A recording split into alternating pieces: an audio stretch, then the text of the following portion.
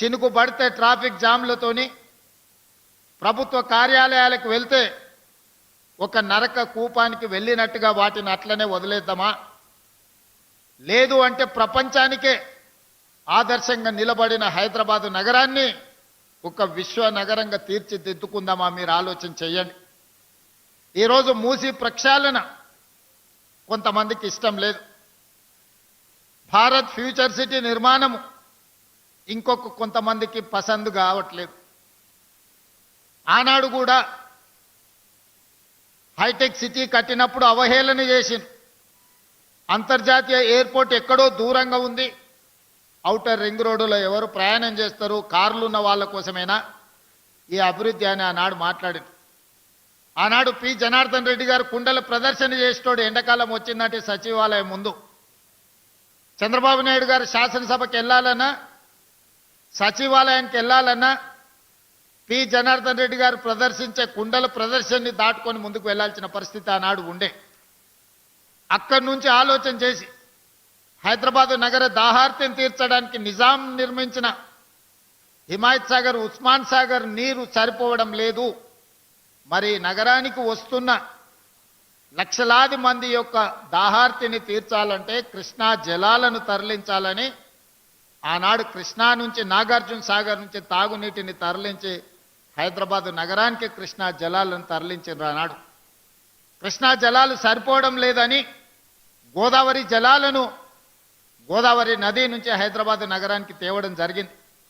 ఇవే కాదు, మంజిరా నుంచి హైదరాబాదు నగరానికి తాగునీటిని తీసుకొచ్చి ఈ ప్రాంతంలో వివిధ రాష్ట్రాలు, వివిధ దేశాల నుంచి ఉద్యోగ ఉపాధి కోసం వచ్చే వాళ్ళకి ఆశ్రమం ఇవ్వడమే కాదు, అన్ని మౌలిక వసతులను ఆనాటి ప్రభుత్వాలు ఏర్పాటు చేయబట్టే ఈరోజు ఈ ప్రాంతం గొప్పగా అభివృద్ధి చెందింది.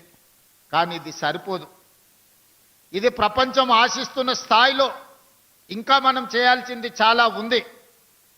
అందుకే నేను చెప్పిన హైదరాబాదు నగరం బెంగళూరుతోనో, చెన్నైతోనో, ఢిల్లీతోనో, కలకత్తానో, ముంబైతోనో పోటీ కాదు. మేము న్యూయార్క్తో పోటీ పడదలుచుకున్నాం, టోక్యోతో పోటీ పడదలుచుకున్నాం, సింగపూర్తో పోటీ పడదలుచుకున్నాం. ఇవాళ ప్రపంచాన్ని మనం కూర్చున్న దగ్గర అరచేతిలో ప్రపంచాన్ని చూడగలుగుతున్న మనం మన నగరాన్ని ప్రపంచ స్థాయి నగరంగా తీర్చిదిద్దుకోవడానికి మనకు చేతనవుతుంది, మనకు సాంకేతిక నైపుణ్యం ఉంది, మన దగ్గర అన్నీ ఉన్నాయి. అన్నీ మనకు ఉన్నప్పుడు కావాల్సింది ఒక్కటే చిత్తశుద్ధి. చిత్తశుద్ధి ఉన్న నాయకుడు ఉంటే ఏమైనా చేయొచ్చు అని ప్రాంతాన్ని అభివృద్ధి చేసిన చంద్రబాబు నాయుడు గారు, రాజశేఖర రెడ్డి గారు నిరూపించారు. మరి ఈరోజు మనం ఎందుకు చేసుకోకూడదు? మీరు ఆలోచన చేయండి. ఇవాళ లక్షలాది మంది వివిధ ప్రాంతాల నుంచి ఇక్కడికి వచ్చి శాంతి భద్రతతో కూడుకున్న ఉద్యోగ భద్రత ఈ ప్రాంతంలో మనం ఇవ్వగలిగినము అంటే ఆనాటి ముఖ్యమంత్రులు రచించిన ప్రణాళికలే ఈరోజు మనకు వేదికగా మారినాయి. గచ్చిబౌలి స్టేడియంలో అంతర్జాతీయ క్రీడల్ని మనం నిర్వహించినాం, ఆఫ్రో ఏషియన్ గేమ్స్ నిర్ణయించినాం, కామన్వెల్త్ గేమ్స్కు సంబంధించి ఈరోజు మనం అంత ఇన్ఫ్రాస్ట్రక్చర్ మనం చేసుకోగలిగినాం. ప్రపంచ స్థాయి మిలిటరీ గేమ్స్ మనం ఇక్కడ నిర్వహించుకున్నాం ఆనాడు. కానీ మధ్యలో గచ్చిబౌలి స్టేడియంలన్నీ పెళ్లిళ్లకు, పేరంటాలకు వేదికలుగా మారినాయి. క్రీడలలో రాణించి ఒలింపిక్స్లో గోల్డ్ మెడల్ తేవాల్సిన మన ప్రాంతం దాదాపుగా 15 సంవత్సరాలు క్రీడలలో నిర్లక్ష్యానికి లోనైంది.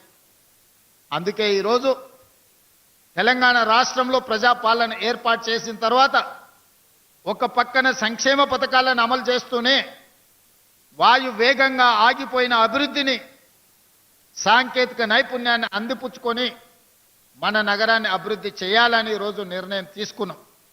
అందులో భాగంగానే తెలంగాణ రైజింగ్ 2047 అనే ఒక విధానపరమైన ప్రణాళికను సిద్ధం చేస్తున్నాము. 2047కి మనకు స్వతంత్రం వచ్చి 100 సంవత్సరాలు పూర్తి చేసుకోబోతున్నాం. అందుకే రాబోయే 10 సంవత్సరాలలో తెలంగాణ రాష్ట్రాన్ని $1 ట్రిలియన్ ఎకానమీగా, రాబోయే 2047కి $3 ట్రిలియన్ ఎకానమీగా అభివృద్ధి చేయాలి. అభివృద్ధి చెయ్యాలి అంటే నగరాన్ని విస్తరించాలి. నగరాన్ని విస్తరించాలి అని అంటే పాత నగరాన్ని అది ఓల్డ్ సిటీ కాదు, ఒరిజినల్ సిటీ. ఆ ఒరిజినల్ సిటీని ఒక గోల్డెన్ సిటీగా తీర్చిదిద్దాలంటే మూసి ప్రక్షాళన చేసి తీరవలసిందే. గుజరాత్లో సబర్మతి రివర్ ఫ్రంట్ కట్టుకుంటారు, ఉత్తరప్రదేశ్లో గంగా రివర్ ఫ్రంట్ కట్టుకుంటారు, ఢిల్లీలో యమునా నది ప్రక్షాళన చేసుకుంటారు. గుజరాత్ సబర్మతి ప్రక్షాళన చేయొచ్చు, ఢిల్లీ యమునా నది ప్రక్షాళన చేయొచ్చు, ఉత్తరప్రదేశ్ ఈరోజు అక్కడుండే నదులను ప్రక్షాళన చేసుకుంటే మరి హైదరాబాదు నగరంలో ఉన్న హైదరాబాదు నగర ప్రతిష్టను పెంచే మూసీ నది ప్రక్షాళన ఎందుకు చేసుకోకూడదని నేను మిమ్మల్ని అందరూ అడుగుతున్నాను. ఎందుకు అడ్డుపడుతున్నారు? అడ్డుపడుతున్న ఆలోచన ఏంది? వాళ్ళ విష ప్రచారం ఏంది? మూసీ నదిలో మురికిలో బ్రతకాలని ఎవరైనా పేదవాడు కోరుకుంటాడా? ఏ విధి లేనోళ్ళు, ఏ అవకాశం లేనోళ్ళు, ఎక్కడ నివసించడానికి గజం స్థలం దొరకనోళ్ళు ఈరోజు మూసీ మురికిలో నివసిస్తున్నారు.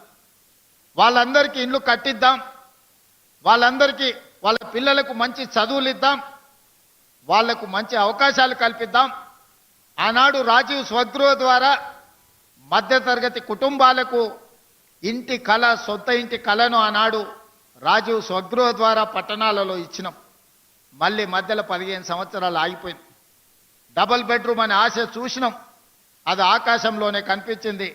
అహనా పెల్లంటలో కోట శ్రీనివాస్ గారు కోడి పైన కట్టి కింద తెల్లబువ్వ తిన్నట్టు డబుల్ బెడ్రూమ్ ఇల్లు మనకు అహనా పెల్లంటలో ఏలాడదీసిన కోడిలాగా కనిపించింది తప్ప మనకెవరికి అందుబాటులోకి రాలేదు. అందుకే ప్రక్షాళనతో పాటు పారదర్శకమైన పరిపాలనతో పాటు మధ్య తరగతి సగటు జీవికి రాజీవ్ స్వగృహ ద్వారా మళ్ళీ ఇండ్ల పట్టాలు, ఇండ్లు ఇవ్వాలన్న ఆలోచన చేయడమే కాదు, మా మంత్రులు శ్రీనివాసరెడ్డి గారికి, మా శ్రీధర్ బాబు గారికి నేను సూచన చేస్తున్నా. పేదల కోసం స్థలాలు వెతకండి, వాళ్లకు సరసమైన ధరలకు ఇంటి స్థలాలు ఇవ్వడమే కాదు, ఇల్లు కట్టుకోవడానికి అవసరమైన సహాయాన్ని అందించాల్సిన బాధ్యత మన అందరి మీద ఉన్నది. ఈరోజు 100 కోట్లకు పైగా ఎకరం ఈ ప్రాంతంలో భూమి అమ్ముడు పోతుంది. మరి కోటీశ్వరులు మాత్రమే కొనుక్కోగలరు. మధ్యతరగతి సగటు జీవి సొంత ఇంటి కళ ఎప్పుడు నెరవేరాలి? సగటు జీవుల గురించి ఈరోజు ఆలోచన చేయాలి. సగటు జీవులకు సొంత ఇంటి కళ నెరవేరాలి అంటే నగరం విస్తరించాలి. నగరం విస్తరించాలంటే రీజనల్ రింగ్ రోడ్డు రావాలి, రేడియల్ రోడ్స్ రావాలి, మెట్రో రైలు విస్తరణ జరగాలి, అదేవిధంగా మూసీ ప్రక్షాళన జరగాలి, మూసీలో ఎలివేటెడ్ కారిడార్ రావాలి. మూసీ ప్రాంతం ఈరోజు మనకు ఐటీ అర్ధరాత్రి రాత్రి పొద్దున ఇక్కడ చీకటి అవుతే అమెరికాలో తెల్లారుతుంది. మరి అమెరికా వాళ్ళతో కలిసి పనిచేయాలంటే రాత్రి కూడా ఇక్కడ పనిచేయాలి. ఇక్కడ పనిచేసిన వాళ్ళు భోజనం చేయాలంటే ఎక్కడికి వెళ్ళాలి? ఇవాళ అందుకే హైదరాబాద్ నగరంలో మూసీ ప్రక్షాళన చేసి, మూసీ సుందరీకరణ చేసి, మూసీ నదిని పునరుజ్జీవింపజేసి ఆ ప్రాంతంలో నైట్ ఎకానమీని ఈరోజు ప్రారంభించాలనుకుంటున్నాం. రాత్రి మొత్తం అక్కడ వ్యాపారాలు జరగాలి, నిరుద్యోగ యువకులకు ఉపాధి అవకాశాలు ఇవ్వాలి, ఆ ప్రాంతంలో వ్యాపారాలు జరగాలి.